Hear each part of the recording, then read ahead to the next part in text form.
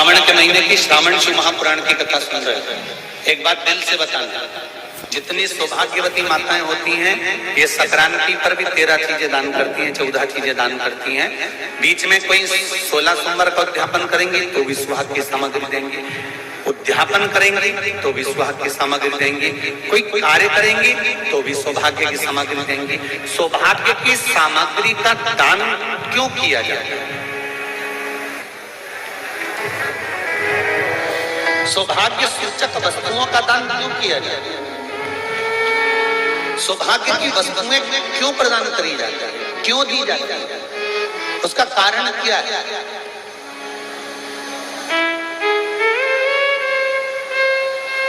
क्यों देते? महाराज,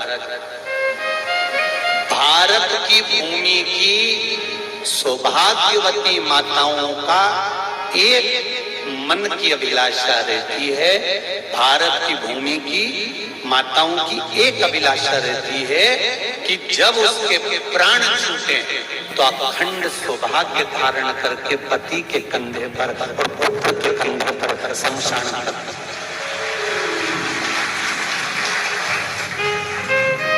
ये भारत की भूमि की माताओं की सोच, उनके मन का संकल्प, उनके मन का भाव।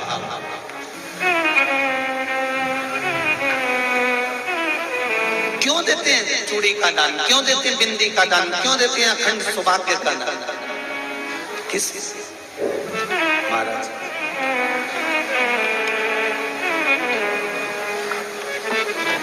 मेरे हाथों में भर भर के चूड़ी रहे,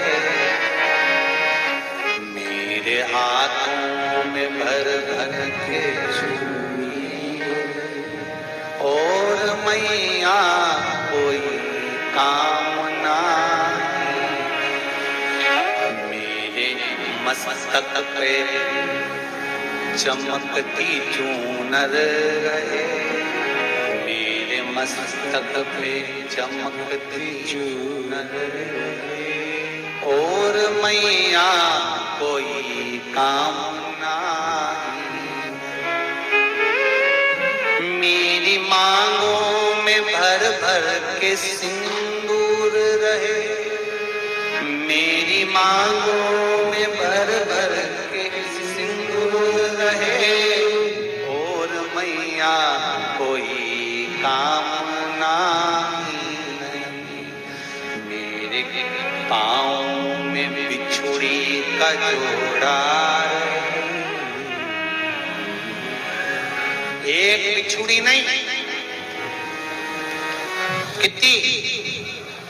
2, 3, 4, 5, एक एक पाँव में जोड़े से बिछुड़ी होना चाहिए, केवल एक ही नहीं, सिंगल नहीं। वो तो आजकल का फैशन हो गया महाराज, जो केवल एक बिछुड़ी धारण कर लो उसी में फैशन दिखे।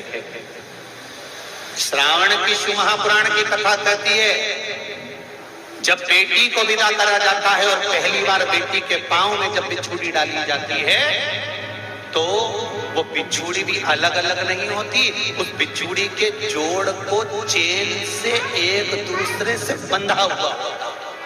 बोलो सही है कि गलत?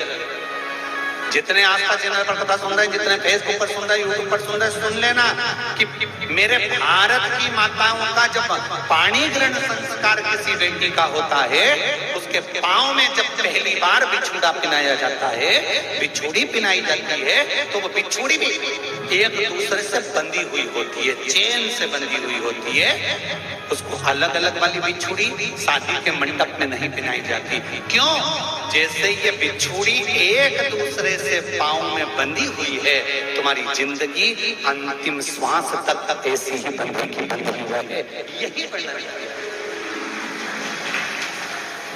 तो अब माताओं ने थोड़ा सा फैशन चेंज कर दिया, अब पांव में ज्यादा बिछुड़ी नहीं करती, गड़ती है, चुभती है, एक बिछुड़ी धारण है। महाराज पर नहीं,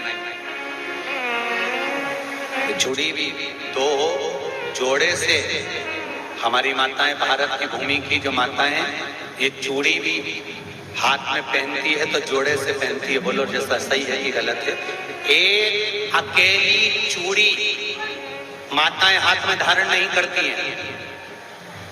अगर भारत की भूमि की संस्कारित माताएं हैं और भारत की भूमि की सभ्यता और संस्कृति को जानती है तो अकेली चूड़ी नहीं, जोड़े की चूड़ी पहनेगी, 2 चूड़ा डालेगी, 4 डालेगी, 12 डालेगी, पर सिंगल नहीं, अकेले।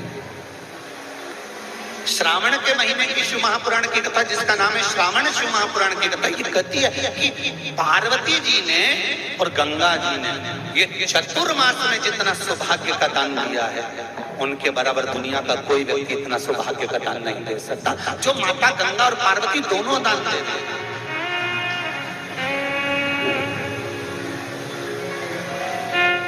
प्रतिदिन दे रहे हैं। और अब तो फैशन आ गया, तुम लोगों जो सौभाग्य का दान देते हो प्लास्टिक की डलिया में देते हो, पर एक एक पुराण को उठा कर देख लेना, एक एक उद्यापन को उठा कर देख लेना, जितनी तुम कथा तुम्हारे घर में छोटी छोटी कथाओं की पोथियां पढ़ी हो उनको उठा कर देख लेना, उसमें नहीं लिखा कि प्लास्टिक की डलिया में सौभाग्य की वस्तु का दान दिया जाता है। उसमें लिखा है बांस की पिटारी में, बांस की डलिया में सौभाग्य की वस्तुओं का दान दिया गया। क्यों? क्योंकि बांस वंश की वृद्धि करता है, बांस सौभाग्य की वृद्धि करता है, और बांस अखंड सौभाग्य, जैसे बांस का पौधा बढ़ते चले जाता है, बढ़ते चले जाता है, उसी तरह बांस की डलिया में जब दान दिया जाता है, बांस की टोकनी में जब दान दिया जाता है, तो ये भाव रखा जाता है कि तुम्हारा सौभाग्य ऐसे ही बढ़ता रहे। पर अब थोड़ा सा फैशन चेंज हो गया तो प्लास्टिक की डलिया, पर प्लास्टिक की नहीं। तो गंगा मैया और पार्वती मैया चतुर्मास के अंतर्गत जो त्योहार पड़ता है, चतुर्मास के अंतर्गत जो व्रत पड़ते हैं, ये किसी दूसरे के नहीं है। तीज का व्रत माता पार्वती का, छठ का व्रत माता पार्वती का, चतुर्थी का व्रत माता पार्वती का, ये सारे व्रतों की शुरुआत गंगा और पार्वती ने अपने बल से। बोलो हर हर महादेव। ये अपने बल से बनाना, अपने बल से।